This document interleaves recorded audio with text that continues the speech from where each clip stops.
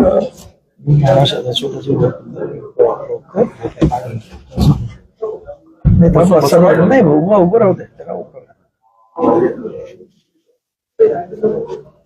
या ठिकाणी उपस्थित सर्व पत्रकारांचे मी रिपब्लिकन सैनिकांच्या वतीने सहर्ष स्वागत करतो. आपण आमच्या शॉर्ट टाइम मेसेजला विनंती करू या ठिकाणी उपस्थित झाला त्याबद्दल सर्वप्रथम मी सगळ्यांचे आभार मानतो. आज आपल्या समोर पत्रकार परिषदेस संबोधित करण्यासाठी डॉक्टर बाबासाहेब आंबेडकर यांचे नातू सरसेनानी आनंदराज आंबेडकर साहेब रिपब्लिकन सेना राष्ट्रीय अध्यक्ष या ठिकाणी उपस्थित आहेत. तसेच त्यांच्या समोर रिपब्लिकन सेनेचे प्रदेशाध्यक्ष सुशील कुमार सूर्यवंशी साहेब या ठिकाणी उपस्थित आहेत. तसेच अवकळला विरोध म्हणून राष्ट्रीय चर्मकार संघाचे सचिव दत्तात्रेय गोतिसे सर या ठिकाणी उपस्थित आहेत. बाबू साहेब या ठिकाणी उपस्थित आहे आणि मी स्वतः राज्य प्रवक्ता अविनाश शिंदे या ठिकाणी उपस्थित आहे. आज या पत्रकार परिषदेचे जे मूळ विषय आहे त्यातला सर्वात महत्वाचा विषय म्हणजे उपवर्गीकरण आणि पूर्ण महाराष्ट्रातच नव्हे तर पूर्ण देशामध्ये उपवर्गीकरणाला विरोध सर्वप्रथम आनंदराज आंबेडकर साहेब यांनी केलेला आहे आणि त्यांनी सरकारला आव्हान देखील केलेलं आहे. कारण काही आमदारांनी सांगितलं होतं की जर तुम्ही उपवर्गीकरणाला विरोध कराल तर तुम्हाला अटक करू, गुन्हे दाखल करू. साहेबांनी खुला आवाहन केला आहे की मी उपवर्गीकरणाला विरोध करतो आहे, तुमच्या जर असेल तर मला अटक करा. या ठिकाणी साहेब स्वतः आपल्याला संबोधित करतील. तर मी सर्व पत्रकार बंधूंना विनंती करतो की आपण सहकार्य करावं. आज नाशिक मधल्या पत्रकार बंधूंना अत्यंत शॉर्ट नोटीस देऊन सुद्धा आपण सर्वजण इथं आला त्याबद्दल मी रिपब्लिकन सेनेचा प्रमुख या नात्याने आपल्या सर्वांना मनापासून धन्यवाद देतो. आणि आता मूळ मुद्द्यावर येतो की महाराष्ट्रामध्ये अत्यंत म्हणजे उग्र ज्याला म्हणता येईल अशा पद्धतीचा हा मुद्दा जो या महाराष्ट्रामध्ये फार चर्चेला जात आहे तो म्हणजे अनुसूचित जातीचे अ ब क ड नुसार उपवर्गीकरण करणे. या संदर्भात रिपब्लिकन सेनेने पहिल्यांदा भूमिका घेतली आणि आम्ही त्याला पूर्ण ताकदीने विरोध करत आहोत. आमचे जिल्हावार मेळावे आणि आंदोलन चालू आहेत. सर्व आज या एससी मध्ये 59 जाती आहेत, त्यातल्या 58 जाती एकत्र ते या उपवर्गीकरणाला विरोध करत आहेत. फक्त एका जातीने उपवर्गीकरण मागितलेलं आहे आणि त्यांच्यासाठी हे संपूर्ण जे काही चाललेलं आहे हे म्हणजे दुर्दैवी आहे. आमचे जे मातंग बंधू आहेत खरं म्हणजे आतापर्यंत ते आमच्या बरोबर म्हणजे अजूनही आहेत. आणि मला एक इथे मुद्दामून सांगायचं वाटतं की मातंग समाज आज मोठ्या प्रमाणामध्ये आंबेडकर चळवळीमध्ये सामील होतोय, बौद्ध धर्माची दीक्षा घेतोय आणि त्यामुळे कुठेतरी मातंग समाज आणि आंबेडकरी समाज याच्यामध्ये दुही निर्माण करण्याचा हा अश्लाघ्य प्रकार आहे असं मी समजतो. खरं म्हणजे मातंग समाजासाठी 2003लाच लहुजी वस्ताद यांच्या नावाने एक अहवाल म्हणजे एक आयोग निर्माण करण्यात आला होता. त्याचा 2007ला त्याचा अहवाल सुद्धा आला आणि त्याच्यामध्ये जवळपास 57 प्रकारच्या त्यांच्या उन्नतीसाठी वेगळ्या प्रकारे 57 सूचना देण्यात आल्या होत्या.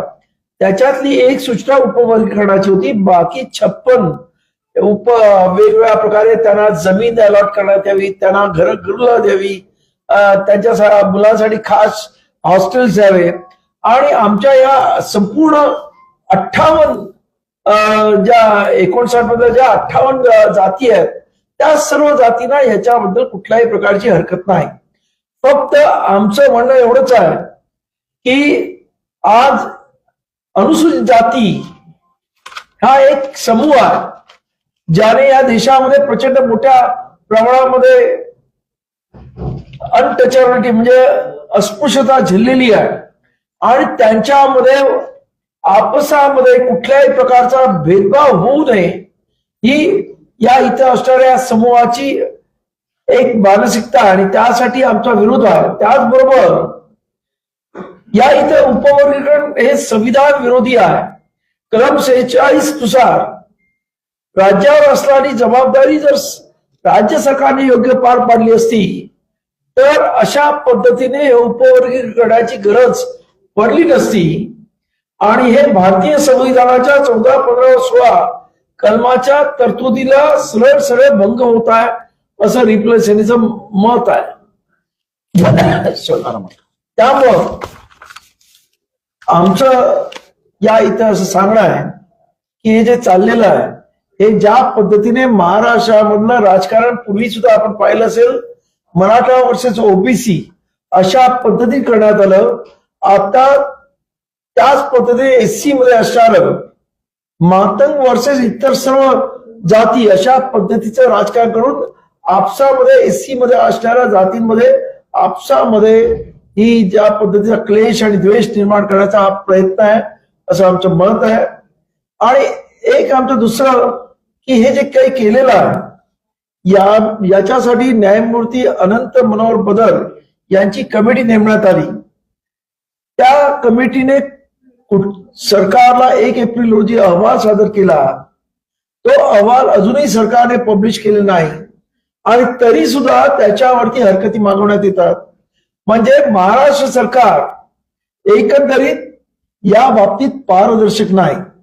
पण हा अहवाल जेव्हा निर्माण करत असताना न्यायमूर्तीने कुठच्याही जातीच्या कुठच्याही नेत्यांना किंवा त्या समुदायामधले कोणा रिप्रेझेंटेटिव्ह यांना कुठेही विश्वासात घेतलं नाही. त्यामुळे ह्या अहवालाबद्दल कुठलीही पारदर्शकता नाही. आणि जेव्हा एखादा अहवाल एखाद्या संपूर्ण म्हणजे या देशामधल्या 14 ते 15% लोकांच्या म्हणजे राज्यामधल्या 14 ते 15% लोकांच्या बाबतीत आहे तेव्हा ज्यांच्याबद्दलचा अहवाल आहे त्या सर्व समुदायाच्या नेत्यांना विश्वासात घेऊन या अहवाल तयार करायची जबाबदारी आहे. किंबहुना अशा पद्धतीच्या अनेक जजमेंट सुप्रीम कोर्टाच्या आहेत की असा कुठचाही अहवाल किंवा असा कुठचाही निर्णय घेताना राज्य शासनाने की हा निर्णय हा जे त्याच्या संबंधित आहेत त्या सर्वांना विश्वासात घेऊन त्यांचं रिप्रेझेंटेशन घेऊन आणि नंतरच सादर केला पाहिजे. पण दुर्दैवानं अशा पद्धतीने न्यायमूर्ती अनंत मनोहर बदर यांनी कुठलंही केलेलं कामकाज केलेलं आपल्याला दिसत नाही. त्यामुळं या अहवालामध्ये बिलकुल पारदर्शकता नाही आणि तोच अहवाल लवकरात लवकर जाहीर करण्यासाठी 15 दिवसाची मुदत द्यायची आणि नंतर परत 15 दिवसाची मुदत देऊन वाढवायची आणि त्याच्यामध्ये ऑब्जेक्शन घ्यायला लावायचं. हे खरं म्हणजे महाराष्ट्र सरकार काहीतरी वेगळ्या पद्धतीने दुटप्पी धोरण आखत आहे आणि त्याच्यासाठी तरी सुद्धा आज 50,000च्या वरती या अहवालाविरुद्ध हरकती घेण्यात आलेल्या आहेत.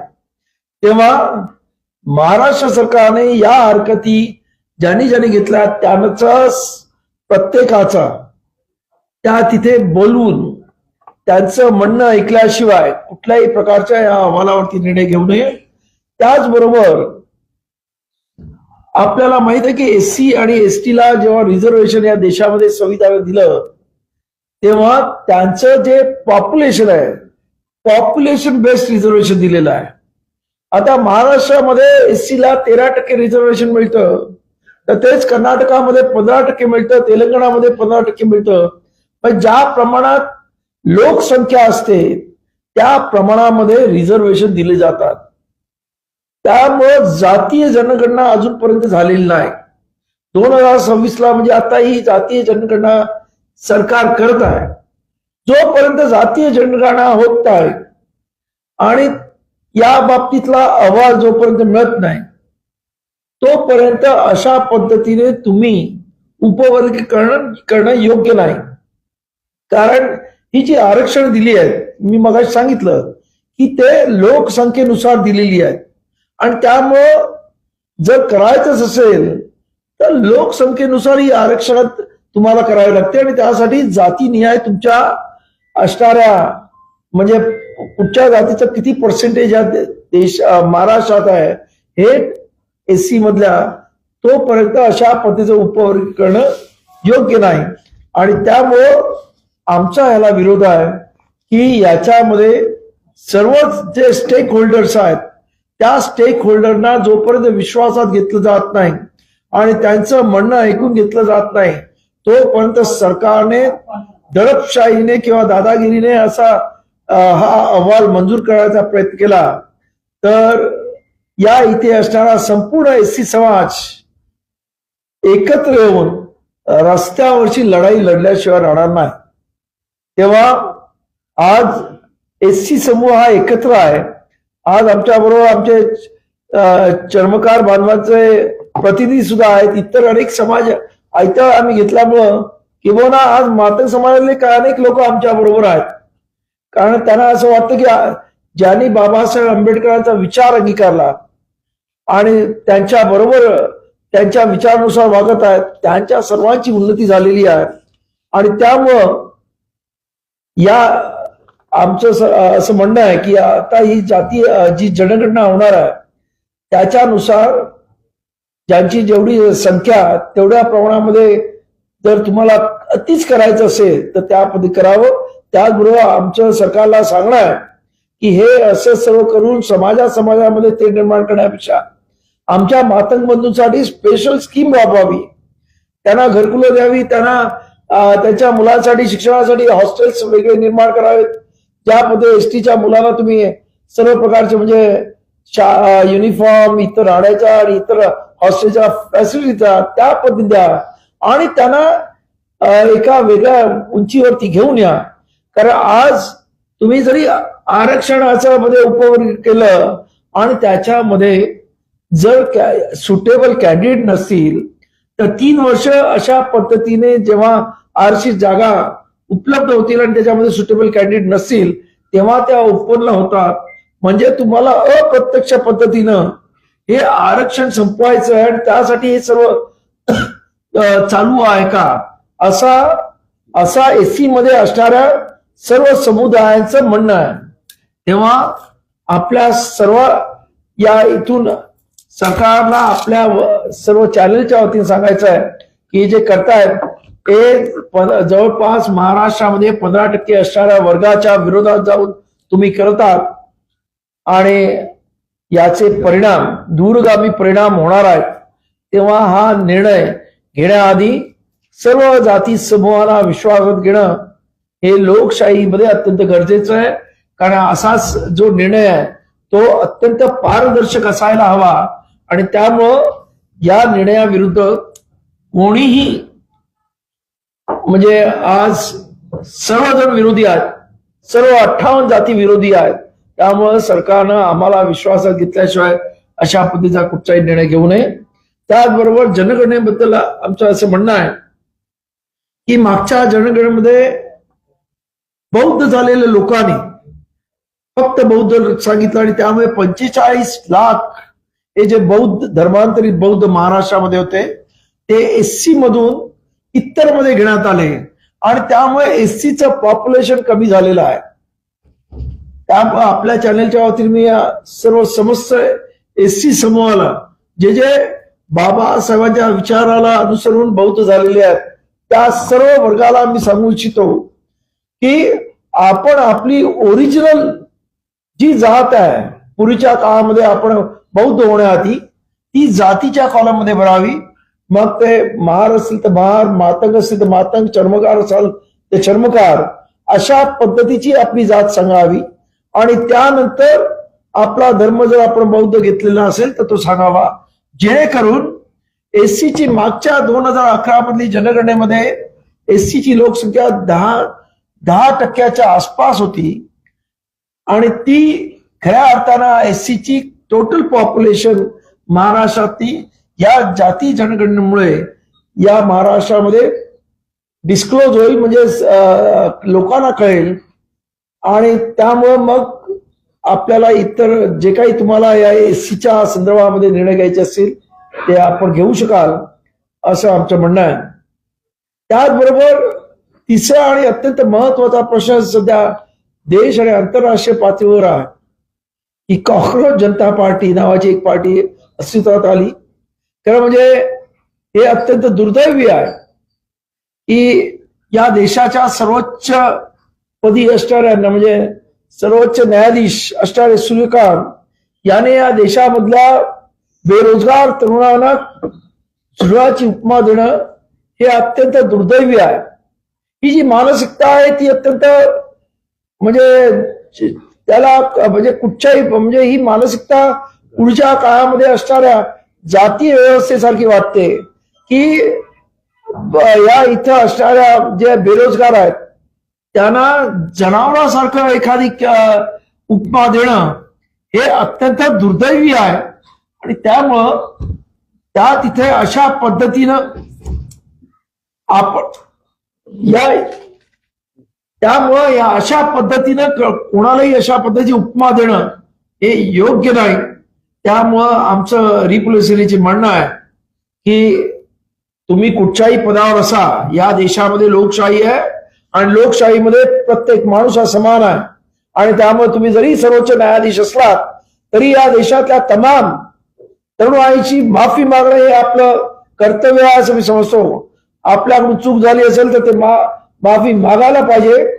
आणि दुसरं सांगतो की हिरोशिमा नागासाकीवर जेव्हा अणुबॉम्ब पडला तेव्हा सर्व प्राणी जात उद्ध्वस्त झाले, मानव जात नष्ट झाली तिकडची, परंतु झुरळ हा एकच प्राणी जिवंत राहिला, हा इतिहास आहे.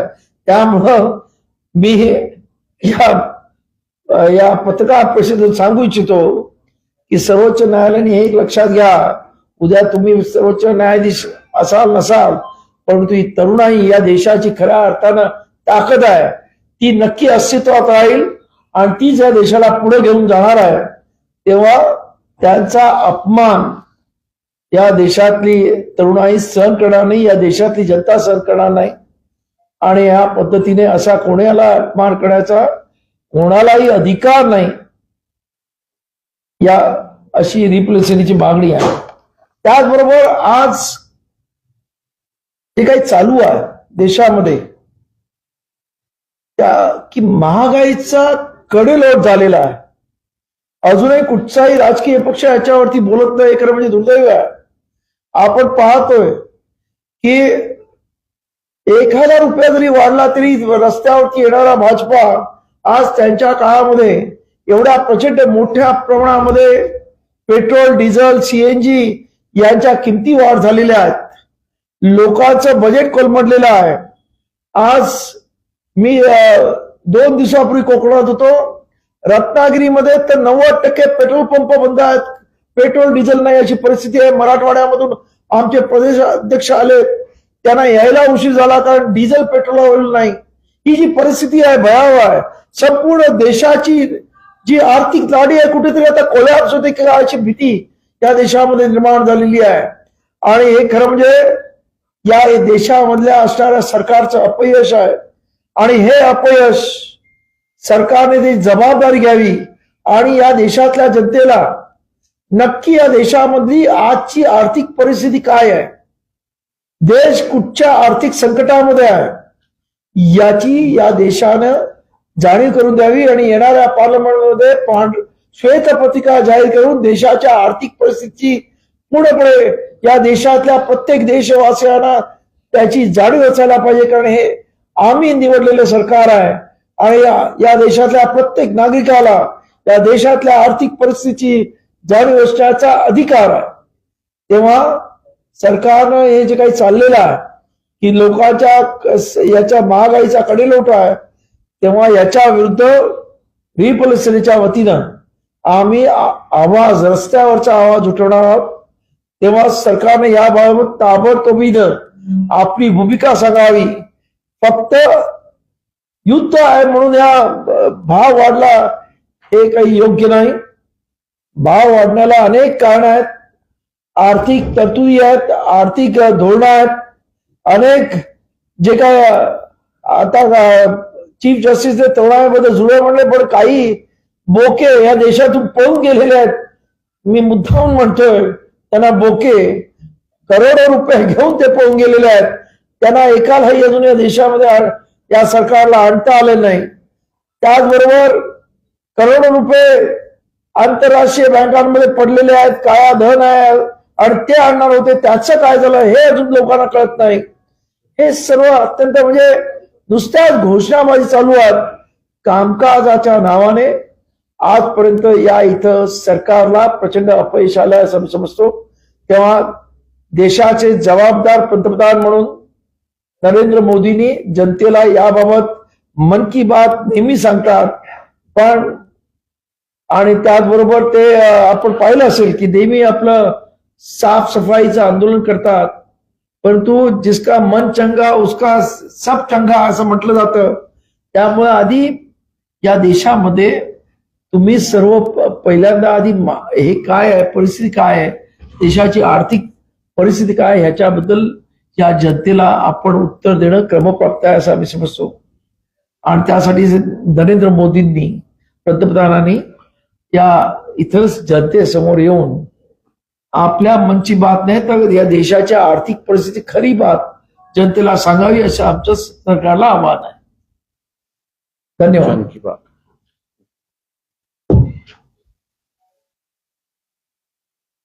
कोणाला काही विचारायचं असेल तर विचारू शकता.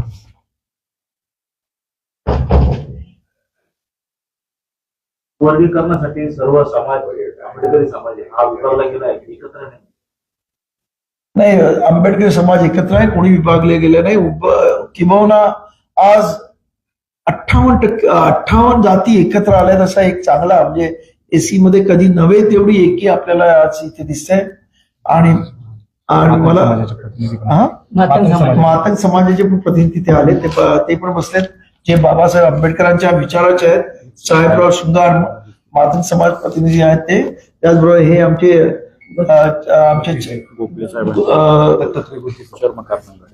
दत्तात्रय गोपीसे हे चर्मकार राष्ट्रीय चर्मकार महासंघाचे सुद्धा प्रतिनिधी आलेले आहेत. मी त्यांना 2 मिनिटं तुमच्याशी संवाद साधण्यासाठी या माहिती देतो.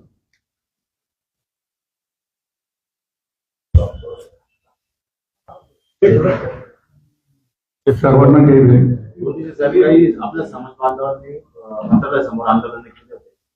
तर 2 मिनिटं त्यांना बोलू दे ना आधी. तो त्यांची भूमिका आधी ऐकून ऐकून घ्या.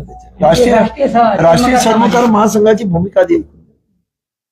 राष्ट्रीय चर्मकार महासंघाची भूमिका जी आहे हे अबकरचं जे जातीनिहाय वर्गीकरण जे होणार आहे त्याला आमचा पूर्णपणे विरोध आहे. कारण ह्या वर्गीकरणामुळे 59 जातीपैकी कोणाचंही भरलं होणार. कारण आज जे 59 जातीचं जे 1 कट्टा रिझर्वेशन आहे ते सर्वांना मिळतं, त्याच्यामुळे सर्वांचा फायदा झालेला आहे. परंतु ज्यावेळेला हे वाटलं जाईल आणि प्रत्येकाच्या वाट्याला 1%, 2%, 3%, 6% असं येईल, त्यावेळेला लोकसंख्येच्या मानाने हे कोणालाही त्याचा फायदा होणार. त्याच्यामुळे हे आमचं नुकसानच आहे. त्याच्यामुळे सर्व एसी समाजाचं नुकसान असल्यामुळे या धोरणाला आमचा पूर्णपणे विरोध आहे. दुसरी गोष्ट असे की मागासवर्गीयांना रिझर्वेशन 1950 साली संविधानाने दिलं, बाबासाहेबांनी ते नमूद केलं, परंतु त्याची खरी अंमलबजावणी खूप उशिरा सुरू झाली आणि आमची पहिली पिढी शिक्षण घेऊन बाहेर पडली. दुसऱ्या पिढीला त्याच्यातले काही रोजगार मिळाला आणि दुसऱ्या पिढीच्या येईपर्यंत देशाचं खाजगीकरणाचं धोरण सुरू झालं. त्यामुळे राखीव जागांवर फार मोठ्या प्रमाणामध्ये त्याचा नुकसान झालेलं आहे आणि राखीव जागा जवळजवळ म्हणजे संपुष्टात आणलेली आहे. कारण आरक्षणाला या माध्यमातून जागा लागली आहे. कारण ज्या वेळेला खाजगीकरण झालं त्यावेळेला खाजगीकरणामध्ये राखीव जागाचा विचार होतो. म्हणून आमचं असं म्हणणं आहे की ज्या ज्या ठिकाणी शासनाची ठेकेदारी पद्धत जो काय असेल तिथं सुद्धा राखीव जागाप्रमाणे लोक बदलले गेले पाहिजे अशी आमची एक मागणी. आणि दुसऱ्या पिढीचं जेव्हा कुठेतरी उन्नती होती आहे आणि ह्या आरक्षणाच्या माध्यमातून आमची शिक्षण व्यवस्था, आमची सामाजिक व्यवस्था, आमची आर्थिक व्यवस्था आता कुठेतरी पायावर उभी राहते, तोच याच्या विरुद्ध गदारोळ सुरू झालेला आहे. त्याच्यामुळे ह्या कोणत्या ना कोणत्या माध्यमातून आरक्षण संपवण्याचा जो प्रयत्न चालू आहे त्याला आमचा पूर्णपणे विरोध आहे, पुढे विरोध आहे, जोपर्यंत हे बंद होत नाही आणि शासन मागासवर्गीयांचा विचार चांगल्या पद्धतीने करत नाही तोपर्यंत आंदोलनाची दिशा आमची कायम राहणार आहे. जय हिंद, जय महाराष्ट्र.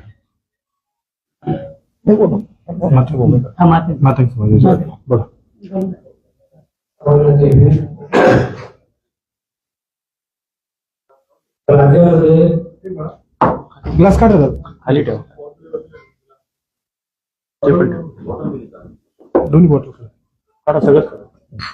राज्यामध्ये उपवर्गीकरण व्हावं यासाठी पदार्थ समितीनं राज्य सरकारकडे अहवाल दिलेला आहे. संपूर्ण महाराष्ट्रातील मातंग समाज आरक्षणाचं उपवर्गीकरण व्हावं या संदर्भाने अनेक मोठी आंदोलनं आणि मागणी करत आहे. जसं एनटी मध्ये अवकरण झालेलं आहे त्या धर्तीवर एसटी मध्ये पण वर्गीकरण झालं पाहिजे अशी समाजाची मागणी आहे. याच्यामध्ये एससी प्रवर्ग हा जसा एक उक्तीच राहतो जरी वर्गीकरण जरी झालं फक्त वर्ग वाढतो आरक्षण हे 4% जास्त आणि त्यामध्ये फक्त विभागणी होणार आहे. आणि आमची सर्व एकदम उदाहरण द्यायचं झालं तर मोठा भाऊ आम्ही त्यांना मोठा भाऊ म्हणतोय ते अस्तित्व शिक्षित जे एससी मध्ये आहेत त्यांनी समाजाचा किंवा आपल्या समाजाचा असा म्हणजे इंधारण आहे शिक्षणाच्या बाबतीमध्ये गेल्या 70 वर्षांमध्ये समाज मागे राहिलेला आहे. आणि त्यामुळं अधिकारी किंवा नोकरी किंवा जे प्रतिनिधित्व पाहिजे लोकसंख्येच्या प्रमाणात किंवा समाजात पाहिजे ते काही मिळालेलं नाही. तर संविधानाच्या अधीन राहून राज्य सरकारने किंवा केंद्र सरकारने त्याचा अभ्यास करून योग्य तो संविधानाच्या चौकटीमध्ये कामाला न्याय द्यावा अशी आमची भूमिका आहे. आणि राहिलेले जे आता मातंग समाज नेतृत्व करतोय तर त्या 58 जातीचाही करतोय निवड एका जातीचा नाही. कोणीतरी बाबासाहेबांनी अनेक गव्हर्नमेंट परीक्षा घेतलेल्या आहेत त्याच्यामध्ये ते निवड एका जातीचं न बोलता संपूर्ण दलित समाजाबद्दल भूमिका मांडत होते आणि समाजाला न्याय मिळावा त्यांनी समाजाला न्याय मिळावा म्हणून त्यांचं ते संविधानाच्या बाबतीमध्ये किंवा गव्हर्नमेंट परिषदेमध्ये भूमिका मांडलेली आहे. आणि त्याच पद्धतीनं आज संविधानाच्या त्या 7 संविधानाला आधी राहून 7 जजेसने जजमेंट दिलेला आहे त्याचा अभ्यास जनता योग्य आहे. म्हणजे आता मोठे वृंद असतील किंवा इतरांनी एसी मध्ये आहे त्यांनी अभ्यास करावा आणि चौकटीच्या बाहेर जाणार नाही. प्रत्येकाला संधीची समानता मिळावी हा त्याचा उद्देश आहे आणि तो संविधानाच्या बाहेरचा काही नाही. त्याच्यात राहून अभ्यास करून म्हणजे सरकार किंवा जे न्याय जे आहे न्यायाला धरून जे आहे ते होईल अशी आम्हाला पूर्ण आशा आहे. तुमचा विरोध आहे हे सांगा. विरोध आहे का समर्थन आहे? बोला. तुमचा विरोध आहे ना? जाऊ द्या चला तुम्ही समर्थन आहे त्याचा काय असा आहे बरं जाऊ दे चला चला. व्हायला पाहिजे. हो बरोबरच आहे. लोकशाही लोकशाही आहे, लोकशाही लोकशाही आहे. लोकशाहीमध्ये प्रत्येकाच्या मताला आपण आदरच करतोय. संपूर्ण त्याचा अभ्यास होऊन करावा असं माझं म्हणणं आहे. आणि जाऊ द्या तुमचा मुद्दा कळाला.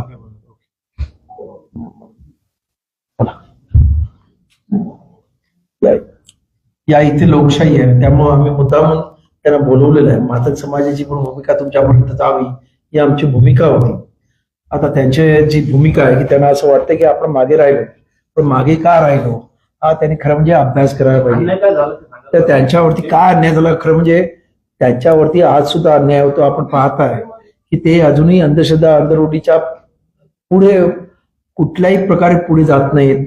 आज सुद्धा मराठवाड्यामध्ये मंदिरामध्ये जाणं इतर करणं याच्यामुळे त्यांच्यावरती किती मोठ्या प्रमाणामध्ये अन्याय होतो हे त्यांनी स्वतः पाहिलेलं आहे आणि अनुभवत आहेत. त्यामुळे आज आंबेडकरी चळवळीमध्ये सर्वात जास्त अन्याय ते स्वतः हिंदू म्हणून स्वतःला म्हणवतात आणि त्यामुळं त्यांच्यावरती जास्त अन्याय होतो ही परिस्थिती आहे. आज काय आहे गुलामाला गुलामीची जाणीव करून द्या तेव्हा तो बंड करून उठेल. अजून मातंग समाजाला त्यांच्या गुलामीची जाणीव होत नाही. जेव्हा त्यांना त्यांच्या गुलामीची जाणीव होईल तेव्हा ते बंड करून उठतील अशी माझं म्हणणं आहे. त्यामुळं थोडा वेळ लागेल त्यांना ते परिस्थिती समजायला एवढंच माझं म्हणणं आहे. धन्यवाद.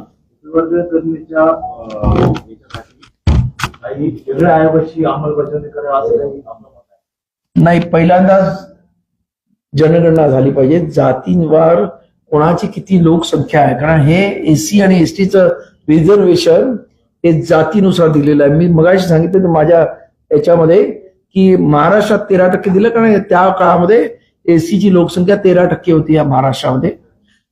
कर्नाटकामध्ये 15% होती.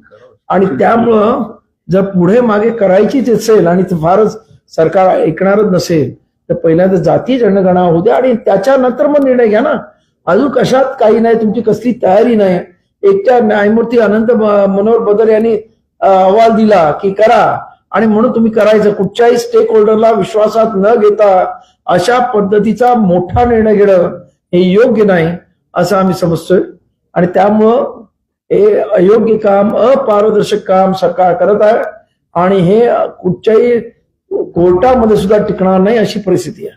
असंही म्हटलं जातं की आरक्षणाचा लाभ काही मोजक्याच जाती घेतात, म्हणजे जसं महार, सांबार अशा ज्या वर्गीकरणाच्या जाती आहेत त्या घेतात, लाभ मिळत नाही अशी पण चर्चा आहे. आता प्रश्न असा आहे, सरकारचं हे फेल्युअर आहे की ही जी मंडळी आहेत त्यांच्या मुलांसाठी खास, म्हणजे मी मगाशी सांगितलं लवजी वस्ताद आयोग नेमण्यात आला होता 2003 मध्ये.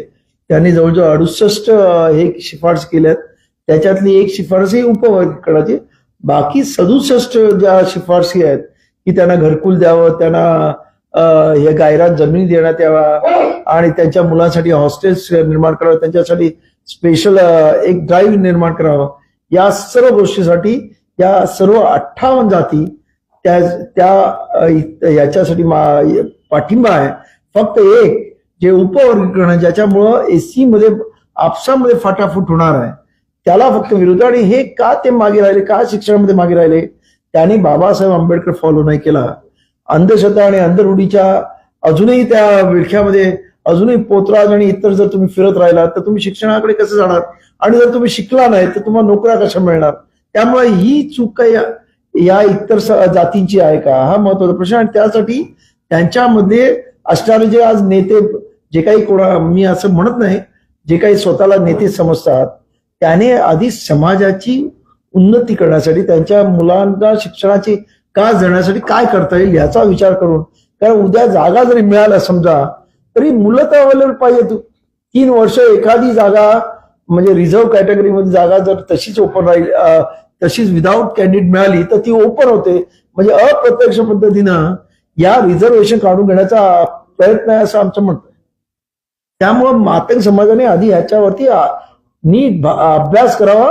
आमचे ते बंधूच आहेत, मी ते कारण आज मला माहिती आहे अनेक मातंग समाजातले आमचे बांधव बौद्ध होत आहेत आणि हेच कुठेतरी या इथे असणाऱ्या लोकांना खूप, आणि त्यासाठी म्हणून हे मातंग आणि आंबेडकरी समाजावर वाद लावण्याचा प्रयत्न.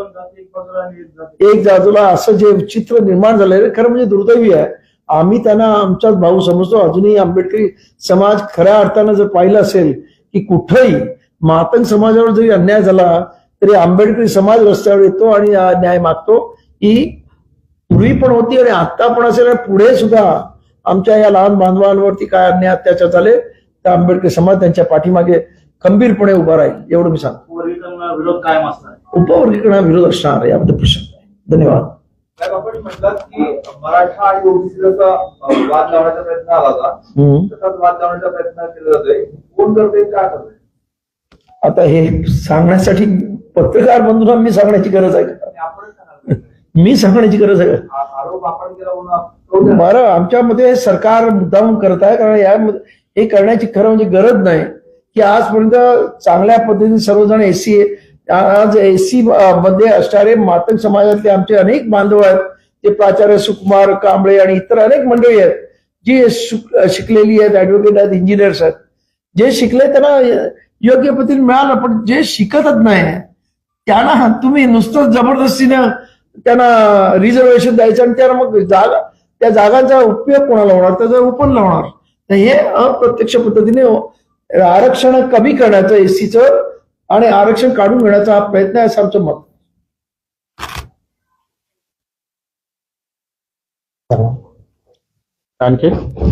आणखी कोणा काही चला आभार मला.